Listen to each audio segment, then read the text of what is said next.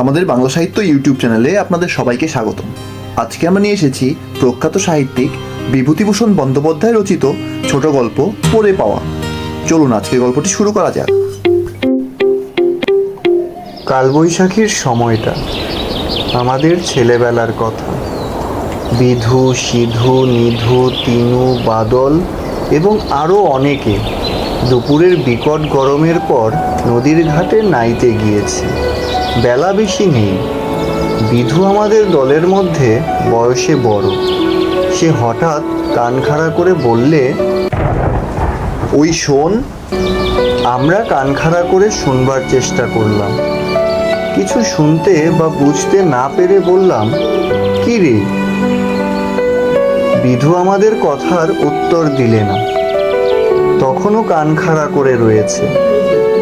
হঠাৎ আবার সে বলে উঠল, ওই শোন। আমরাও এবার শুনতে পেয়েছি। দূর পশ্চিম আকাশে ক্ষীণ গুড়গুড় মেঘের আওয়াজ। নিধু তাচ্ছিল্যের সঙ্গে বললে, ও কিছু না। বিধু ধমক দিয়ে বলে উঠল, কিছু না মানে? তুই সব বুঝিস কি না? বৈশাখ মাসে পশ্চিম দিকে ওই রকম মেঘ ডাকার মানে তুই কিছু জানিস? ঝড় উঠবে, এখন জলে নামবো না, কাল বৈশাখী। আমরা সকলে ততক্ষণে বুঝতে পেরেছি ও কি বলছে। কালবৈশাখীর ঝড় মানেই আম কুড়ানো। বারুজ্জেদের মাঠের বাগানে চাপাতলির আম এ অঞ্চলে বিখ্যাত। মিষ্টি কি এই সময়ে পাকে। ঝড় উঠলে তার তলায় ভিড়ও তেমনি। যে আগে গিয়ে পৌঁছাতে পারে তারই জয়। সবাই বললাম, তবে থাক। কিন্তু তখনও রোদ গাছপালার মাথায় দিব্যি রয়েছে। আমাদের অনেকের মনের সন্দেহ তখনও দূর হয়নি। ঝড় বৃষ্টির লক্ষণ তো কিছুই দেখা যাচ্ছে না, তবে বহু দূরাগত ক্ষীণ মেঘের আওয়াজ শোনা যাচ্ছে। পরিক্ষীণ সূত্র ধরে বোকার মতো চাপাতলির তলায় যাওয়া কি ঠিক হবে? বিধু আমাদের সকল সংশয় দূর করে দিলে, যেমন সে চিরকাল আমাদের সকল সংশয় দূর করে এসেছে। সে জানিয়ে দিলে যে সে নিজে এক্ষুনি চাপাতলির আমতলায় যাচ্ছে। যার ইচ্ছে হবে সে ওর সঙ্গে যেতে পারে। এরপর আর আমাদের সন্দেহ রইল না। আমরা সবাই ওর সঙ্গে চললাম। অল্পক্ষণ পরেই প্রমাণ হলো ও আমাদের চেয়ে কত বিজ্ঞ। ভীষণ ঝড় উঠল। কালো মেঘের রাশি উড়ে আসতে লাগলো পশ্চিম থেকে।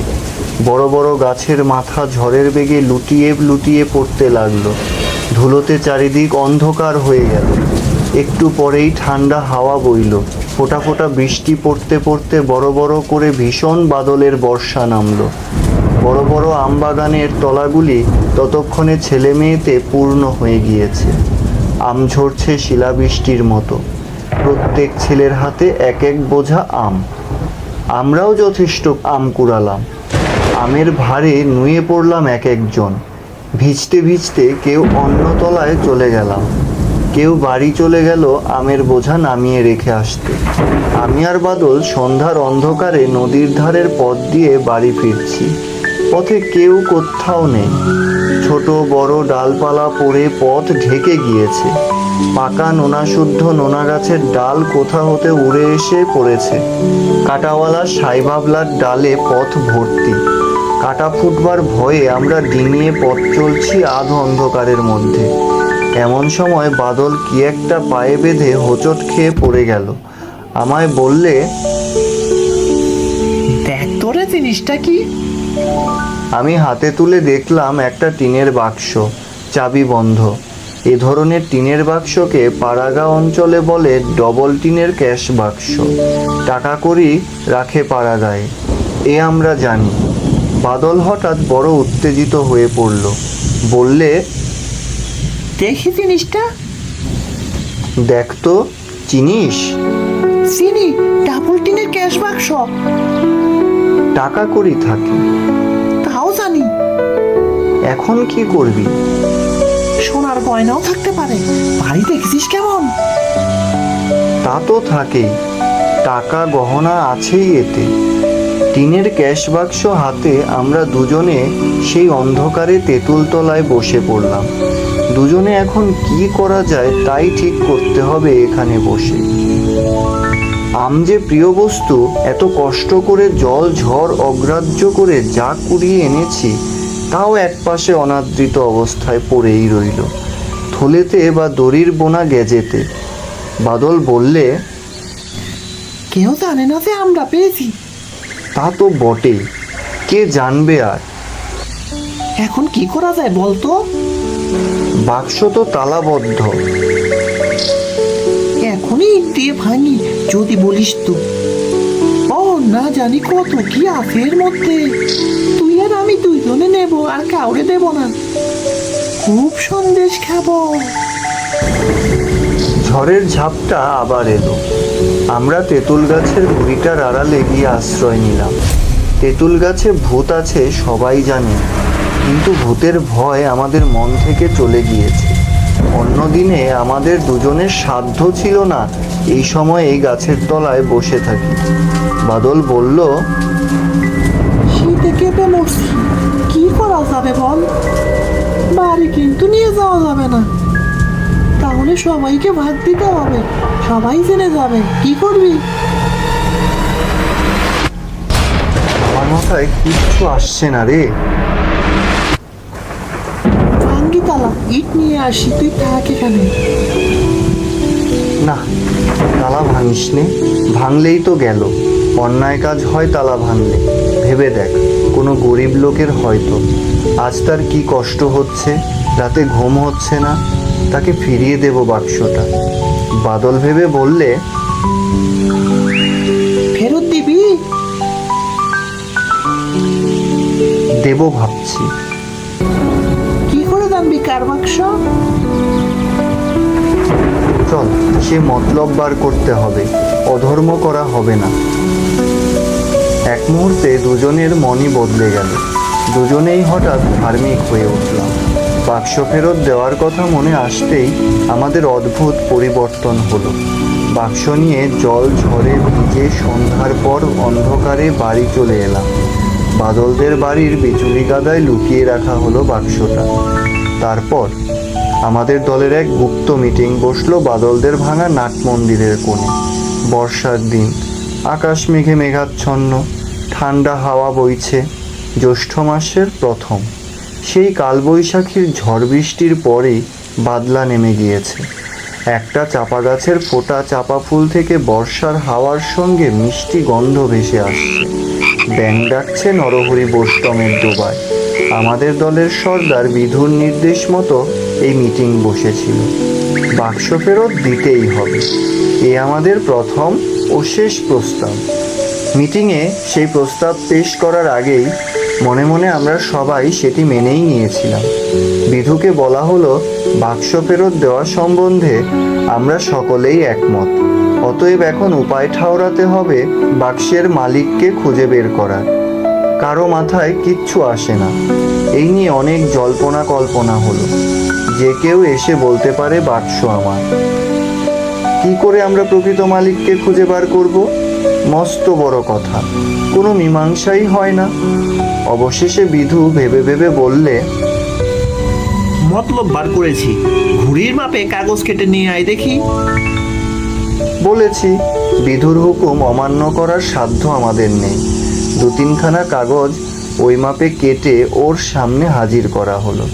বিধু বললে, লেখ, বাদল লিখুক, ওর হাতের লেখা ভালো। বাদল বলল, কি লিখবো বলো? লেখ বড় বড় করে, বড় হাতের লেখার মতো, বুঝলি? আমি বলে দিচ্ছি। বলো। আমরা একটা বাক্স কুড়িয়ে পেয়েছি, যার বাক্স তিনি রায়বাড়িতে খোঁজ করুক। ইতি বিধু সিধু নিধু তিনু। আমি আর বাদল আপত্তি করে বললাম, বারে, আমরা কুড়িয়ে পেলাম আর আমাদের নাম থাকবে না বুঝি? আমাদের ভালো নাম লেখ। বিধু বললে, লিখে দাও, ভালোই তো, ভালো নাম সবারই লেখো। তিনখানা কাগজ লিখে নদীর ধারের রাস্তায় ভিন্ন ভিন্ন গাছে বেলের আঠা দিয়ে মেরে দেওয়া হলো। 2-3 দিন কেটে গেল, কেউ এলো না। 3 দিন পরে একজন কালো মতো রোগা লোক আমাদের চণ্ডী মণ্ডপের সামনে এসে দাঁড়ালো। আমি তখন সেখানে বসে পড়ছি। বললাম, কি চাও? বাবু, এদের ভীষণ কার নাম? আমার নাম। কেন, কি চাই? একটা বাক্স আপনারা কুড়াইয়া পাইয়েছেন। আমার নামের বিকৃত উচ্চারণ করাতে আমি চটে গিয়েছি তখন। বিরক্তিভাবে বললাম, কিরকম বাক্স? কাঠের বাক্স। না, যাও। বাবু, কাঠের নয়, টিনের বাক্স। কি রঙের টিন? কালো। না, যাও। বাবু দাঁড়ান, বলছি, ঠিক মনে হচ্ছে না, এই রঙা মতো। না, তুমি যাও। লোকটা অপ্রতিভভাবে চলে গেল। বিধুকে খবরটা দিতেই সে বলল, ওর নয় রে, লোভে পড়ে এসেছে। ওর মতো কত লোক আসবে। আবার 3-4 দিন কেটে গেল। বিধুর কাছে একজন লোক এলো তারপরে। তারও বর্ণনা মিলল না। বিধু তাকে বিদায় দিল পত্রপাঠ। যাবার সময় সে নাকি শাসিয়ে গেল, চৌকিদারকে বলবে, দেখে নেবে আমাদের, ইত্যাদি। বিধু তাচ্ছিল্যের সুরে বললে, যাও যাও, যা পারো করো গিয়ে, বাক্স আমরা কুড়িয়ে পাইনি, যাও। আর কোনো লোক আসে না। বর্ষা পড়ে গেল ভীষণ। সেবার আমাদের নদীতে এলো ভীষণ বন্যা। বড় বড় গাছ ভেসে যেতে দেখা গেল নদীর স্রোতে।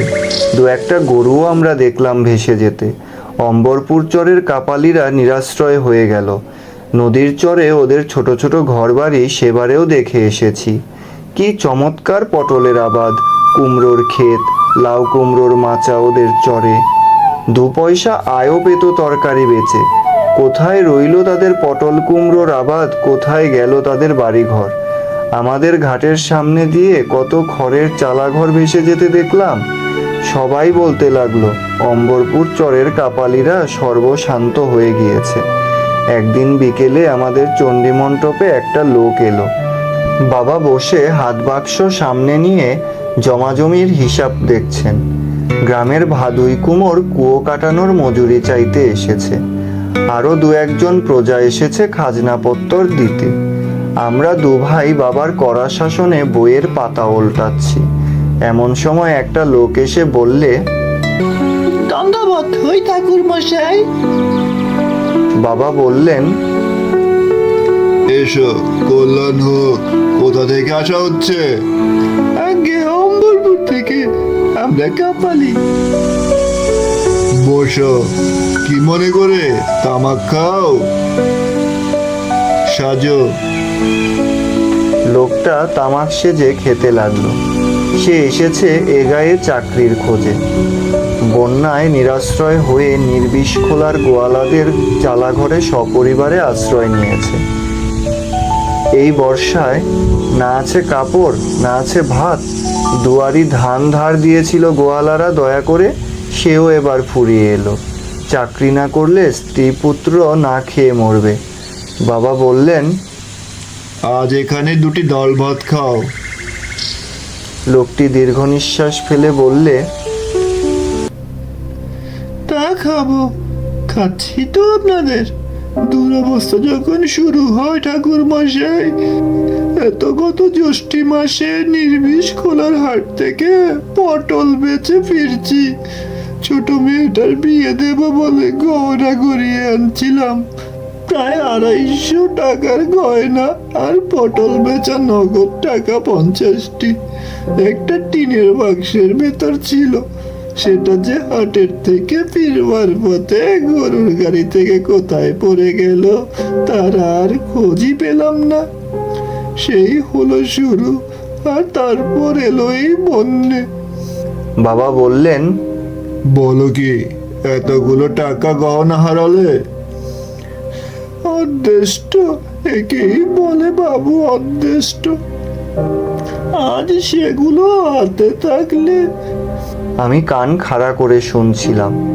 বলে উঠলাম, কি রঙের বাক্স? আগে সবুজ টিনের। বাবা আমাদের বাক্সের ব্যাপার কিছুই জানেন না। আমায় ধমক দিলেন। তুমি পড়ো না, তোমার সে ক্ষতি কি দরকার? কিন্তু আমি ততক্ষণে বইপত্তর ফেলে উঠে পড়েছি। একেবারে এক ছুটে বিধুর বাড়ি গিয়ে হাজির। বিধু আমার কথা শুনে বললে, দাঁড়া, সিধু আর তিনুকে নিয়ে আসি, ওরা সাক্ষী থাকবে কি না। বিধুর খুব বুদ্ধি আমাদের মধ্যে। ও বড় হয়ে উকিল হবে সবাই বলতো। আধ ঘন্টার মধ্যে আমাদের চণ্ডীমণ্ডপের সামনে বেশ একটি ছোটখাটো ভিড় জমে গেল। বাক্স ফেরত পেয়ে সেই লোকটা যেন কেমন হকচকিয়ে গেল। চোখ দিয়ে জল পড়তে লাগলো। কেবল আমাদের মুখের দিকে চায় আর বলে, ঠাকুর মশাই, আপনারা মানুষ না দেবতা, গরিবের উপরে এত দয়া আপনাদের।